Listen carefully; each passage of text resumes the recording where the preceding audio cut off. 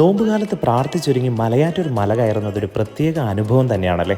പ്രത്യേകിച്ച് ദുഃഖവെള്ളിയുടെ ദിവസങ്ങളിലൊക്കെ ആണെങ്കിൽ ആ ജനസാഗരത്തിൻ്റെ കൂടെ കുരിശിൻ്റെ വഴിയുടെ പ്രാർത്ഥനകളൊക്കെ കേട്ട് മല കയറുന്നത് ഒരു പ്രത്യേക ഫീലാണ്. എത്ര പേരാണ് കിലോമീറ്ററുകളോളം നടന്ന് വലിയ മരക്കുരിശൊക്കെ എടുത്ത് ഈ മല കയറുന്നത്.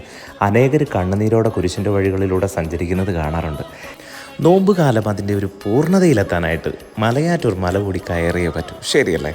നിങ്ങൾ മല കയറുമ്പോഴുള്ള എന്തെങ്കിലുമൊക്കെ വ്യത്യസ്തമായിട്ട് അനുഭവങ്ങളുണ്ടെങ്കിൽ താഴെ കമൻറ്റിലിട്ടേരാ കേട്ടോ. എല്ലാവർക്കും നല്ലൊരു പ്രചോദനമായി തീരട്ടെ. നമുക്ക് ഒരുമിച്ച് പ്രാർത്ഥിച്ചൊരുങ്ങി ഈ പ്രാവശ്യവും ഈ വർഷവും മലയാറ്റൂർ മല കയറാം. തോമാസ് ലീഹായോട് മാധ്യസ്ഥം അപേക്ഷിക്കാം.